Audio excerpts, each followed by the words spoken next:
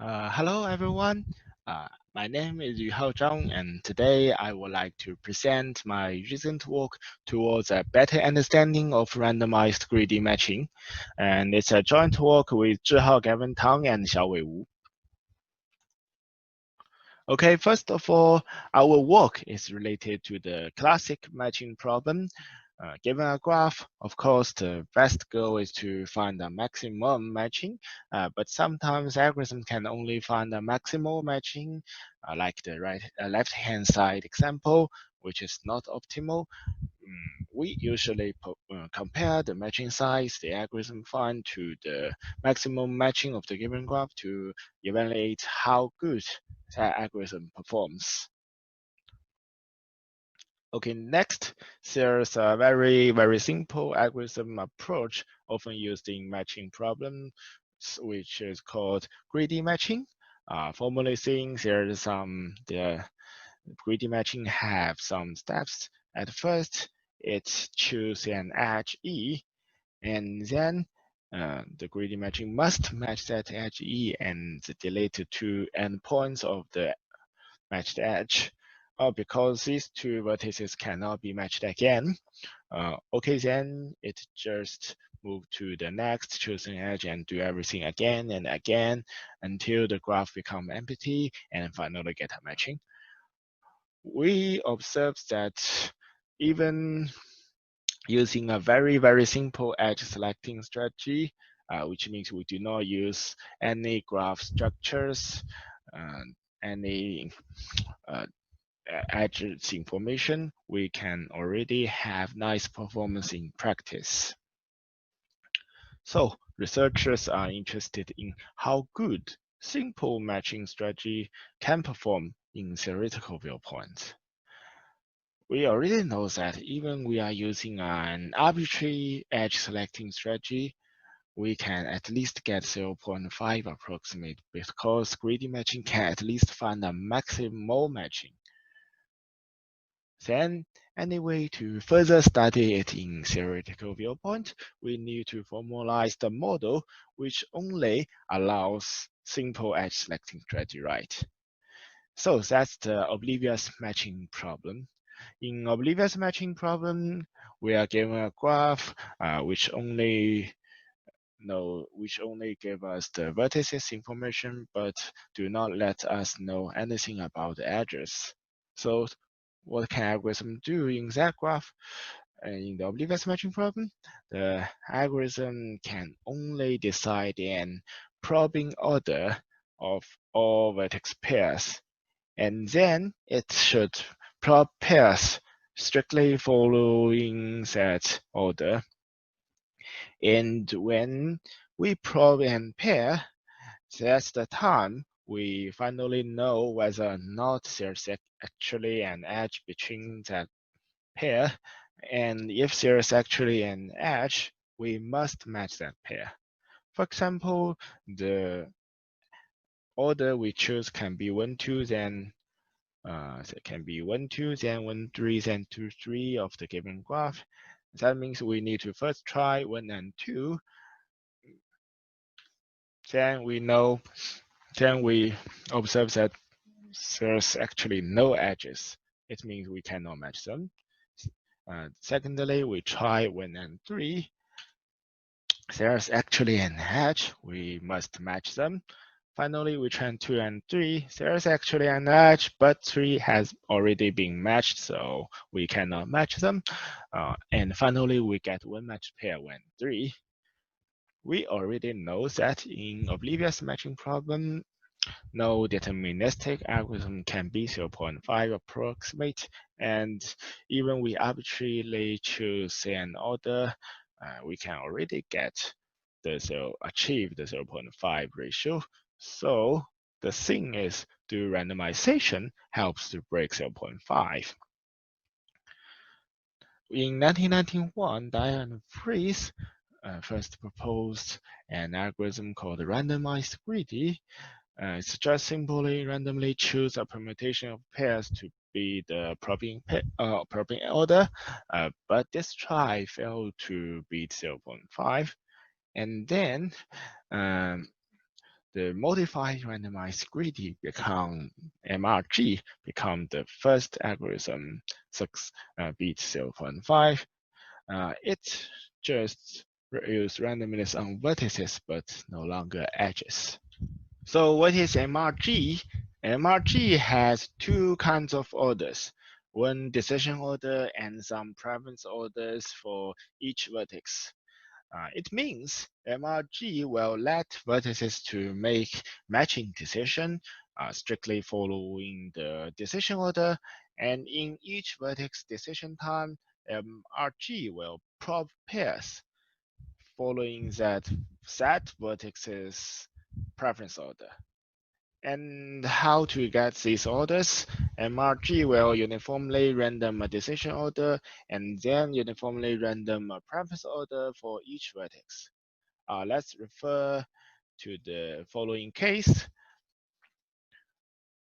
MRG will the preference order and decision order after random is written in the following table, and by these orders, the probing order should be first 4 1 4 2 4 3, and then 1 3 1 4 1 2, and then 3 1 3 2 and 3 4, finally 2 4 2 1 2 3.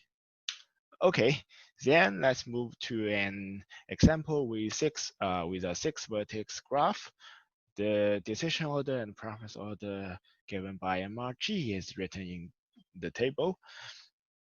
In the first round, we let vertex 4 to make decision, of course.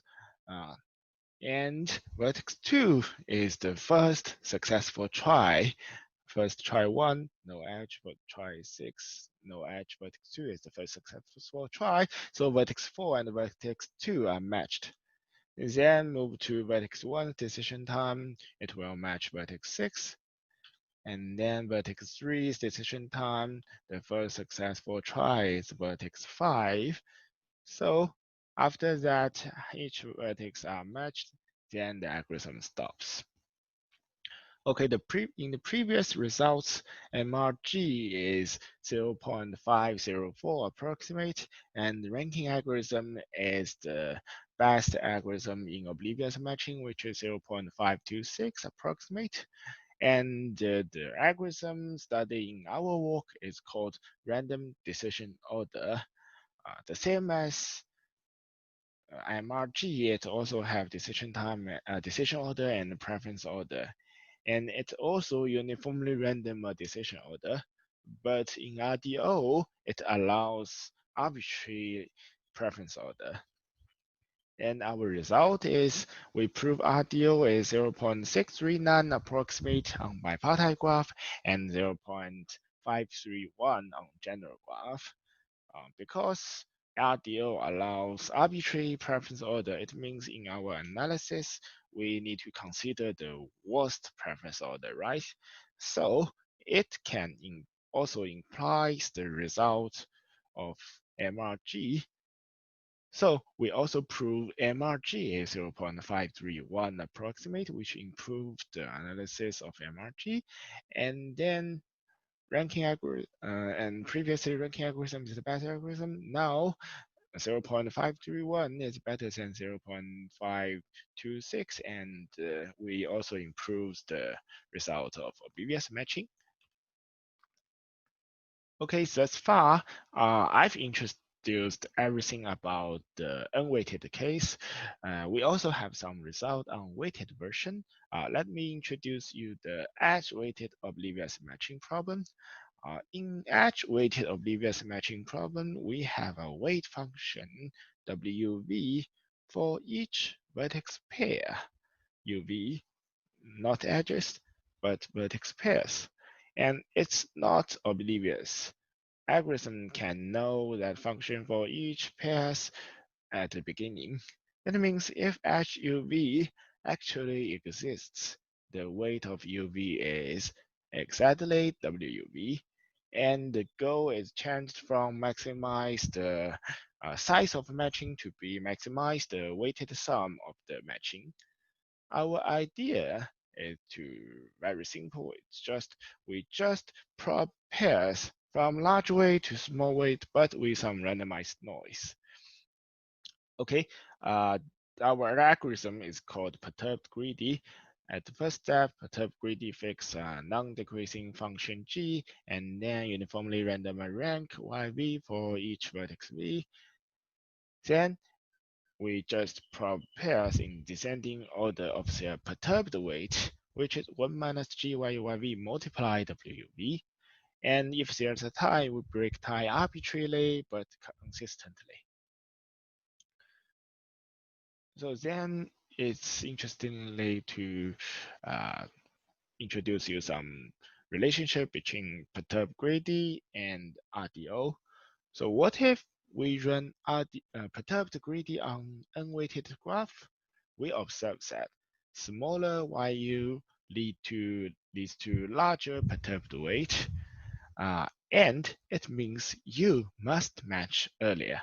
We can refer to the right-hand side example. Now you have the smallest YU, and the edges related to it have the largest perturbed weight, so vertex U must first matched. That means we can imagine YU as U's decision time, but you matched whom there's a tie, right? Each edges related to you have the same perturbed weight. Recall that we use arbitrary but consistent tie breaking. It's same as to fix the preference order of U. So run perturbed greedy on unweighted graph is just run RDO on unweighted graph. That means perturbed greedy is actually an edge-weighted generalization of RDO. Okay, so what's our result? We prove that perturbed greedy is 0.501 approximate on edge-weighted oblivious matching, a little bit beat 0.5, and it's the first non-trivial algorithm on edge-weighted oblivious matching for, of course, for general graph. Okay, let's move to the analysis part. Actually, our analysis consists of 3 parts: the unweighted bipartite case, the unweighted general case, and the weighted general case. Due to the time limit, we only focus on the first 2 cases, the unweighted cases. Okay, let's first move to the roadmap of the analysis of the unweighted case. We have a gain sharing rule. When we have a gain in the algorithm, which means vertex U matches vertex V at U's decision time, and then we will call the vertex U is active and the vertex V is passive. And then we share the gain of 1 to alpha U and alpha V, and let alpha U get GYU amount of gain and alpha V get 1 minus GYU amount of gain. Then to prove our algorithm is R approximate, we need to consider every perfect pair in the optimal matching, and we need to prove alpha U plus the expectation of alpha U plus alpha V is at least R. Okay, then how much alpha U and alpha V can at least get? We focus in this presentation, we will focus on a very typical case.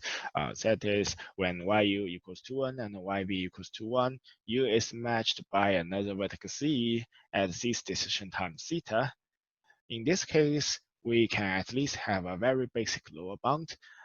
That is when YV is very late, we make decision after theta. Of course, we cannot affect C's decision, so you can always be matched by C at time theta, which means you can at least get its passive gain 1 minus G theta. And when YV become very small, which means we make decision before theta, then we have a chance to match U, right? Because U is matched before time theta. So we can at least have an option U at its decision time, so V can at least be active and get alpha V can get GYV amount of gain. And if we only consider this basic lower bound, we can already prove the expectation of YU and the expectation of alpha U plus alpha V is at least 0.5. Okay, the thing is, can we construct the worst case in the basic lower bound? If we can construct that case, it means we can only get 0.5 approximate. So let us try. This worst case means when V is late, Z match U, and you get 1 minus theta, and V need to get 0. It means V is unmatched. When YV is early, we can get GYV from V. It means we cannot get anything from U, and U should be unmatched. But the answer is no in bipartite graph. Why? There's an property called alternating paths in the bipartite graph. Let us focus on an example. In the example, when we make decision later than Z, V is unmatched, and the decision order should be first W, then P, then Z, then V, then U. Okay. What happened to you when we make YV small? Okay, we know that when let's say V is the first one to make decision. Now we know that V may choose W, right? And what happened to you? And then what happened to you? P become an earlier chance you can be matched, right? And if P choose you, then you can be matched earlier. And if P do not want to choose you, then you can at least still be chosen by Z, right? So when we make V matched earlier, you can only be matched earlier or still be matched by the same vertex Z. It means you can also at least get 1 minus G theta in the case YV is early. That's why we can have extra gain and we can be 0.5 in bipartite case. And this property is very classic and actually used in many other matching problems. Okay, then the thing is in the general graph. What happens in general graph?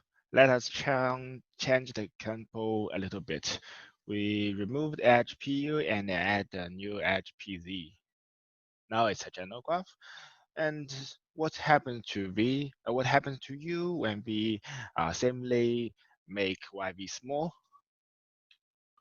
YV can still match vertex W, but this time P is no longer an earlier chance of U, but it robs U's chance Z. That makes U unmatched. So it's the worst case we want to construct before, right?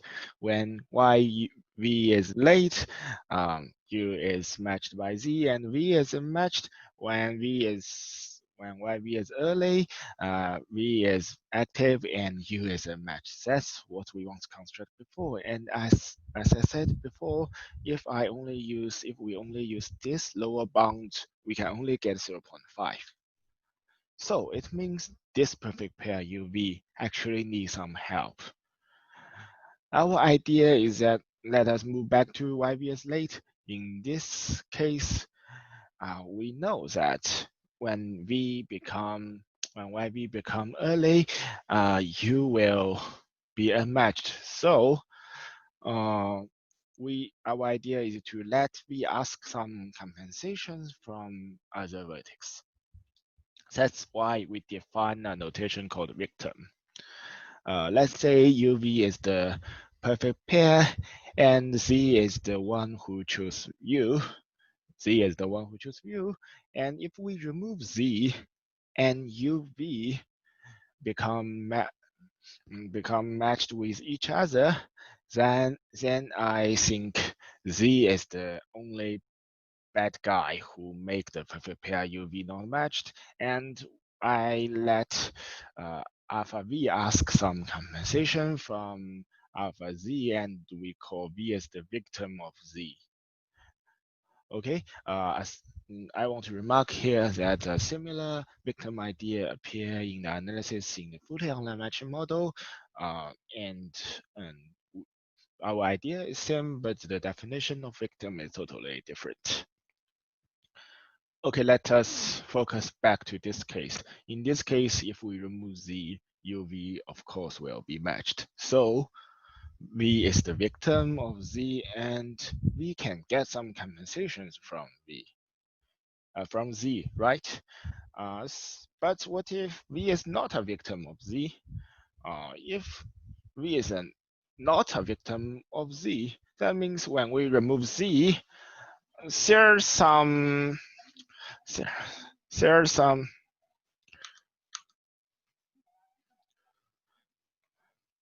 some other vertex want to match U right before this decision time.